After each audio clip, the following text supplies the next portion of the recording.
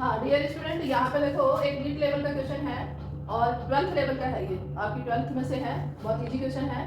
To charges of A -4 microcoulomb and +4 microcoulomb are placed at the point A and B. ये position vector दे रखे हैं A और B के, located है in electric field. Electric field की value दे रखी है और इसमें जो टॉर्क की वैल्यू है ये गिवन है अपन को 8 root alpha into 10⁻⁻5 newton metre.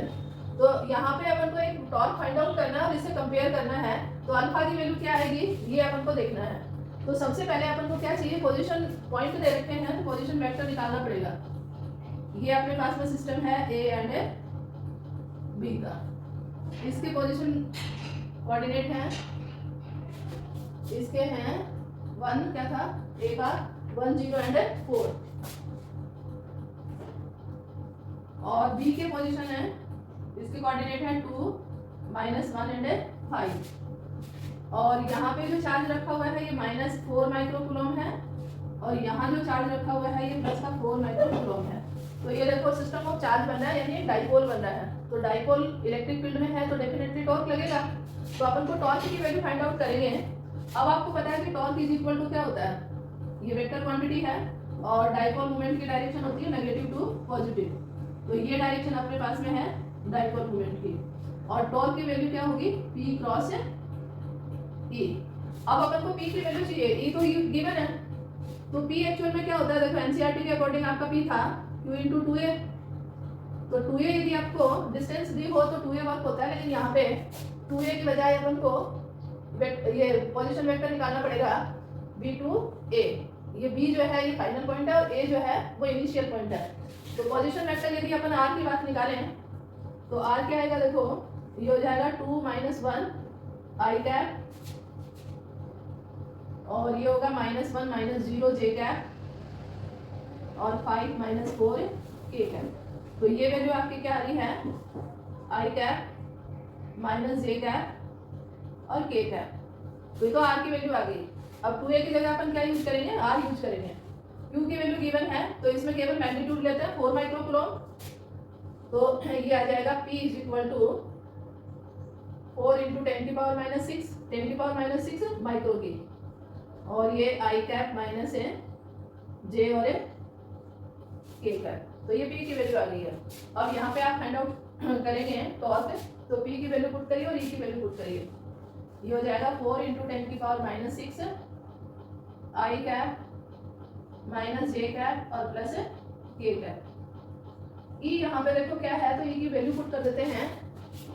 E अपने को ये गिवन है E गिवन है 0.2 वोल्ट पर सेंटीमीटर है। तो मीटर में कन्वर्ट करोगे तो सेंटीमीटर को डिवाइड करेंगे अपन, तो ये खुद ही डिनोमिनेटर में है तो 100 कहाँ चला जाएगा न्यूमरेटर में।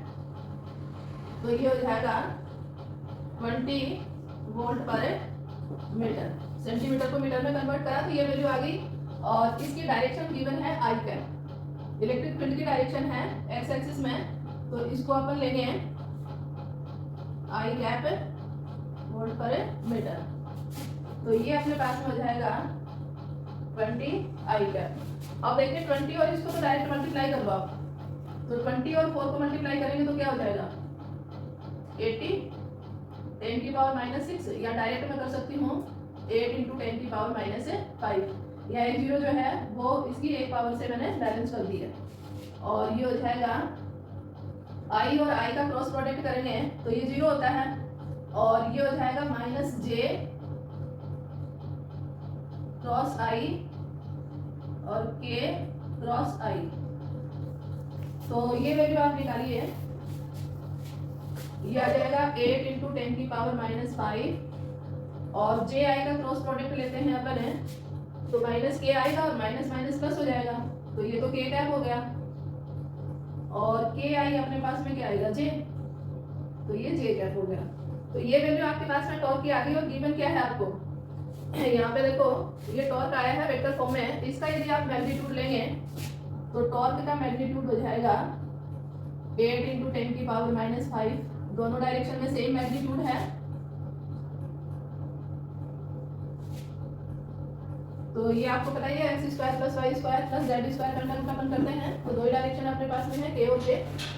अंडर रूट के अंदर आप ले रहे हो तो ये सेम क्वांटिटी है तो ये कॉमन आ जाएगा 8 इंटू 10⁻⁵ स्क्वायर से और अंडर रूट कैंसिल हो जाएगा और ये दो टर्म है 1 और 1 हो जाएगा 2। तो ये तो आपके पास में आ गया यहाँ से और आपको जो गिवन है वो ये है। तो ये क्या है 8 रूट अल्फा और इंटू 10⁻⁵। तो यहाँ पे जो कैंसिल हो रहा है उसको कैंसिल कर दीजिए। तो यहाँ देखिए √2 और root alpha that means alpha क्या आ गया 2। तो आपका आंसर कौन सा होगा? ऑप्शन है 4। तो ये आंसर होगा इसका। बहुत सिंपल क्वेश्चन है।